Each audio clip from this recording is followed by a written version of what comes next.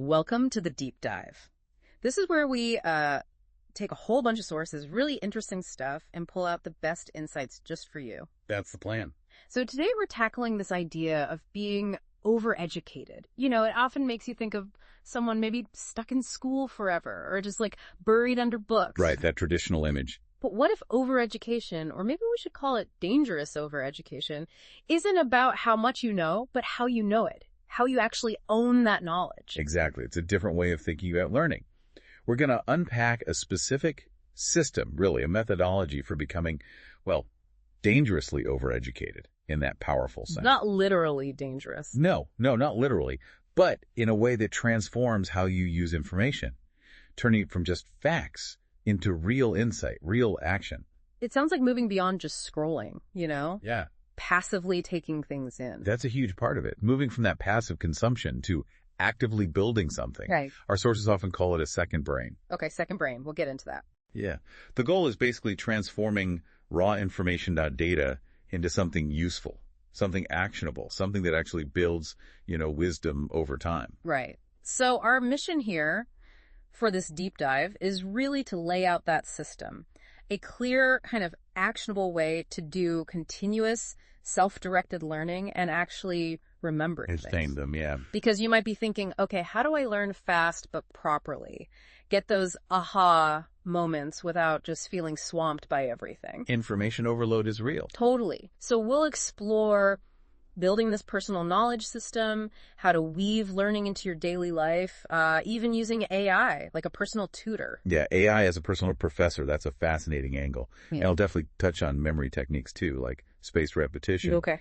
And crucially, how to create what the sources call active knowledge you can actually apply right away. So it's not just collecting facts like stamps. Precisely. It's about making it relevant, making it impactful in your own life. Okay, let's dive into that core idea then. The second brain. It sounds a bit sci-fi, doesn't it? It does a bit. What is it? Is it just a fancy term for, like, Evernote or something? Well, it involves tools, but it's much more than just an app. Think of it as a dynamic personal system. It's designed specifically to help you organize, store, and, importantly, connect information. Connect. Okay. Yeah, transforming those isolated little facts into bigger, actionable insights. The real key isn't just organization, though. It's about externalizing your thinking. Externalizing your thinking. Yeah, you're building a personal library, but it's your best thoughts, your learnings. By getting it out of your head, you actually free up your brain's capacity. So you offload the remembering part. Exactly. Offload the burden of raw recall so your brain can focus on the higher level stuff, synthesis, creativity, making connections. That makes sense. Freeing up your brain, not just cramming more into it. So how does this second brain actually work? Like, what are the pieces? Well, connecting it back, it's definitely not just that messy pile of bookmarks or half-read books we all have. Guilty. Yeah. It's structured. It usually starts with broad categories. Maybe you call them topic vaults. Things like, psychology or marketing or whatever you're into. Okay, big buckets. Right. Then within those, you have individual notes. And here's a key rule often mentioned. One idea per note. Oh, I like that. Just one core idea. Exactly. It forces you to be clear and focused. Mm-hmm. No rambling. But how do those little notes become something, bigger? Where does the magic happen? Good question.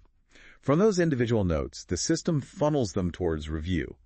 Maybe a daily or weekly review section. That's where you revisit things, start connecting the dots between notes. Oh, I got active review. And then ultimately towards an idea hub. This hub is where you're actively turning those connected notes into real outputs. Like what kind of outputs? Could be anything, really. Content you create, strategies for work, maybe answers to big questions you're grappling with.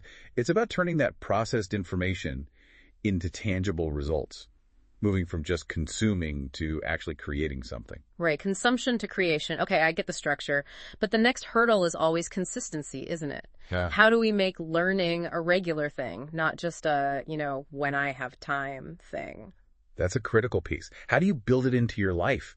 The sources really stress making learning feel, automatic. and efficient. Yeah. Using routines you already have. Okay, leveraging existing habits, that sounds smart. Yeah, exactly. This is where it gets practical, like turning your commute into a podcast class. That's huge. Absolutely. Passive time becomes active learning time. Or something I do constantly, setting YouTube playback to 1.5x speed, maybe even faster sometimes. You can absorb so much more. Definitely speeds things up. And using tools like RSS readers or newsletter apps like Feedly or Stoop, you batch the information so it comes to you curated, digestible. Right, instead of constantly checking sites. And for finding niche stuff, there's even this tool, Listen Notes, for finding really specific podcasts. Yeah, that's a great one for deep dives on particular topics. So it's all about weaving learning into the day, almost without thinking about it. Making it seamless, leveraging those routines so it doesn't feel like this huge extra effort. And speaking of leverage, AI is a surprisingly powerful tool here. Ah, yes, the AI personal professor. I've seen AI do summaries and stuff, but the sources had some really clever prompts. What was one that stood out to you? Well, using something like ChatGPT, one really effective prompt is asking it to explain this complex topic like I'm 12, Okay. and then explain it again like I'm a PhD. Oh, that's clever. It forces the AI to first simplify, get to the core, and then go deep, showing you the different layers. It's like having a tutor who can instantly adjust. That would totally show you where the gaps in your own understanding are. Brilliant. What else? You could prompt it with, what's the debate around topic? Get the different sides. Ah, for critical thinking. Exactly. Helps you get beyond just surface facts, understand the nuances, or even just quiz me on this article I just finished reading. Okay, turning passive reading active again. Making sure it actually went in. Yeah, immediate reinforcement. So you're capturing info, using AI to deepen it. What about organizing it all in that second brain? What tools do the sources recommend? They mention a few practical ones. Depends on your style, really. For visual people, or if you like flexibility, Notion is often mentioned. Yeah. Very versatile. Right. If you love connecting ideas, like a personal wiki or mind map, Obsidian is really powerful for building that web of thought. Okay, more structured linking. Yeah. And honestly, for just super quick capture, zero friction, Apple Notes can be surprisingly good, just getting that fleeting thought down fast. Sometimes simple is best. And the method for using these tools to really connect ideas. It's often framed as a Zettelkasten-light approach. Zettelkasten. Yeah. That sounds intense. The traditional German system is quite rigid, but the late version takes the core power, which is writing new ideas in your own words and deliberately linking them to related notes you've already made. Ah, the linking is key, crucial.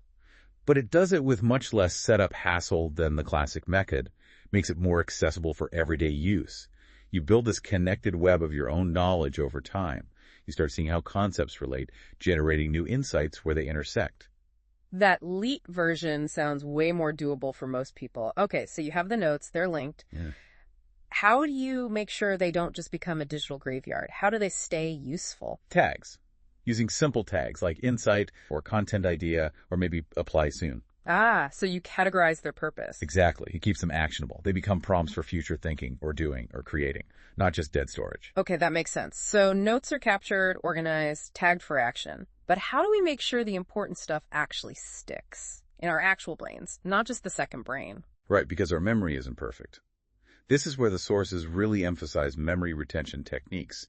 Spaced repetition is a big one. Spaced repetition, that's like flashcards, right? Apps like Anki or Brainscape. Exactly. You create digital flashcards, maybe question on one side, answer on the other, and the app shows them to you at increasing intervals. First daily, then maybe weekly, then monthly. It sounds weird, but the idea is your brain works better when it forgets on schedule. Why is that? It seems counterintuitive, yeah. But the effort involved in retrieving the memory after you've started to forget it actually strengthens the neural pathway for that information. So struggling to remember actually helps you remember better long term. Precisely. That active retrieval process signals to your brain, hey, this is important, keep this. It's far more effective than just passively rereading your notes over and over. Active engagement again, that theme keeps coming up. The sources talk a lot about creating active knowledge, not just being a passive consumer. Absolutely. So instead of just listening to, say, this deep dive. Uh-oh, homework. Maybe. But the principle is immediately do something with it. Write a quick 2-sentence summary in your own words. Okay. Or ask yourself straight away, how could I potentially apply one thing from this tomorrow? Practical application. Or even better, try explaining a key idea to a friend. Or Just record a 1-minute voice note talking it through to yourself. It forces you to process it. Transforms listening into actual understanding and potential use, moving from absorbing to doing. Exactly. Passive absorption versus active creation or integration. And for really stress testing your understanding, making sure you truly get it. That's where the Feynman technique comes in, right? Yes. Named after the physicist Richard Feynman.